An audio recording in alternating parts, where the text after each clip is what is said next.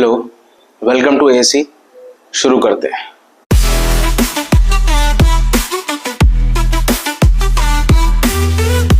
तो बेटा आज हम शुरू कर रहे हैं चैप्टर 2 जो हमारा चल रहा था बायोलॉजिकल क्लासिफिकेशन का। उसका अगला जो पार्ट है वो है अपन जो एनसीईआरटी लाइन बाय लाइन कर रहे थे उसको ही हम आगे पढ़ा रहे हैं। इससे पहले एक वीडियो आ चुकी है, उसको जरूर देख लेना आप।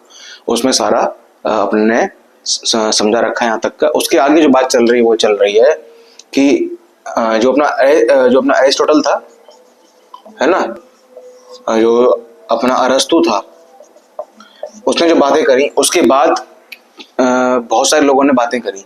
क्या क्या बातें करी वो देखते हैं अब। साइंटिस्ट थे कौन? R.H. विटेकर यानी Robert Handling Whittaker. R.H. Whittaker का फुल नेम था रॉबर्ट हैंडलिंग विटेकर। 1969 में उन्होंने क्या बताया था? तो उन्होंने एक क्लासिफिकेशन दिया, 5 किंगडम क्लासिफिकेशन, है ना। उसमें उन्होंने क्या कहा कि उन्होंने जो ये कहा कि अगर कि कोई भी जीव है, कोई भी लिविंग है, उसकी सेल की स्ट्रक्चर, उसकी बॉडी की ऑर्गेनाइजेशन, उसका न्यूट्रिशन लेने का मोड और उसका रिप्रोडक्शन, वो किस रिप्रोडक्शन से काम करता है, फाइलोजेनेटिक रिलेशनशिप, यानी क्या होता है एक दूसरे के जो ऑर्गेनिज्म है वो कितने करीब हैं और उनका कॉमन एंसेस्टर कौन है। एंसेस्टर मतलब पूर्वज, है ना। तो बेटा आगे देखते हैं। 5 किंगडम जो बताए थे उन्होंने वो कौन कौन से थे। पहला था मोनेरा, नाम देख लेते हैं। सेकंड था प्रोटिस्टा, थर्ड था फंजाई, फोर्थ था प्लांटी और फिफ्थ था एनिमेलिया, है ना। अब इनके सारे जो है फीचर्स हम आगे चैप्टर्स जो आएंगे उनमें पढ़ेंगे। अब इससे पहले एक बात और हुई थी कि डोमेन सिस्टम और होना चाहिए था, है ना। ये जो किंगडम थे उनसे एक बात चल रही थी डोमेन सिस्टम की। डोमेन सिस्टम देखिए क्या है कि स्टार्टिंग में जो डोमेन माने गए थे वो 3 माने गए थे, आर्की, बैक्टीरिया और यूकेरिया। इसको किसने दिया था? कार्ल हूज ने।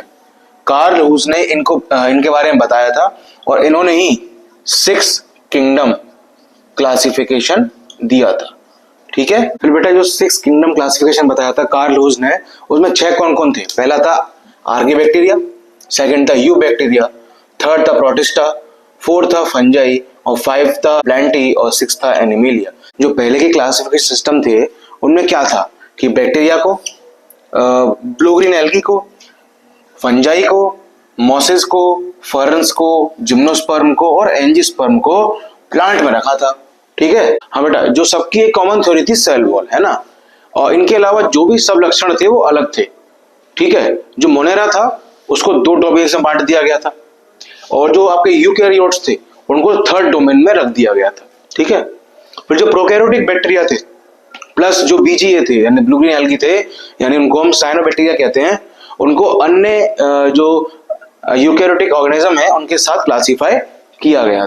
जो यूकैरियोटिक्स होते हैं उनको 2 टाइप्स के ऑर्गेनिज्म में बांट दिया गया, यूनिसेलुलर और मल्टीसेलुलर। यूनि माने 1 सेल वाले और मल्टी माने 1 से ज्यादा सेल वाले ऑर्गेनिज्म में बांट दिया गया। फैक्ट देखिए, जो क्लैमाइडोमोनास था आपने पढ़ा होगा और जो स्पायरोगायरा ये आपने 10th में ही पढ़ा है और इसको आप 6-7 से पढ़ते आ रहे हो, डायग्राम आपने देखा होगा। इसको एल्गी में रख दिया गया, ठीक है। ये सब चल रहा था क्योंकि किसी कुछ पता नहीं था कि कैसे हम क्लासिफाई करें, कैसे हम चीजों को और आसान करें पढ़ना। हेटेरोट्रॉफ होंगे या ऑटोट्रॉफ डिफरेंशिएट नहीं किया था कि कौन क्या होगा, ठीक है। आगे देखिए, जो हेटेरोट्रॉफ थे यानी कि फंजाई, है ना, उनकी जो सेल वॉल थी वो काइटिन की थी। काइटिन एक आपका केमिकल होता है ना।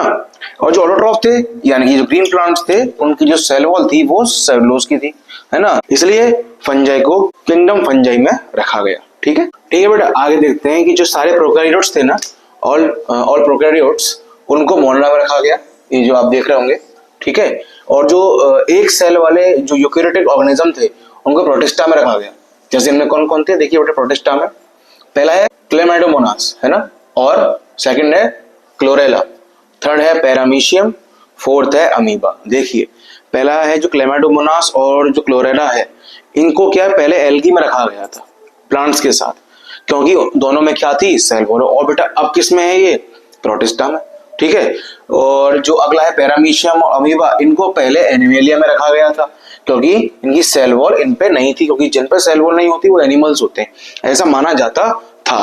कितनी अनसर्टेनिटी है ना। अगर इसको हटाना था तो बहुत लोगों ने काम किया था, आगे चलते हैं। तो ऐसा सिस्टम बनाया जाए जो मॉर्फोलॉजिकल यानी बाहरी जो उनका सिस्टम है उन्हें देखकर, फिजियोलॉजिकल यानी कि जो उनके अंदर चल रहा है उसको देखकर, और फाइलोजेनेटिक यानी कि उनकी एवोल्यूशन जो अब तक हिस्ट्री रही है उसको देखकर एक ऐसा सिस्टम बनाया जाए जिसमें हम ढंग से जो सारे लिविंग बींग्स हैं उनको पढ़ सकें। ठीक है, तो आज की वीडियो यहीं तक रहेगी और आप बताना आपको वीडियो कैसी लगी, जरूर बताना, लाइक कमेंट जो भी आपको अच्छा लगता करो। ठीक है, और नहीं तो कोई बात नहीं। तो चलते हैं, और अगला जो टॉपिक होगा हमारा वो होगा मोनेरा का। ठीक है, मोनेरा को अपन पढ़ेंगे। Thank you very much, bye.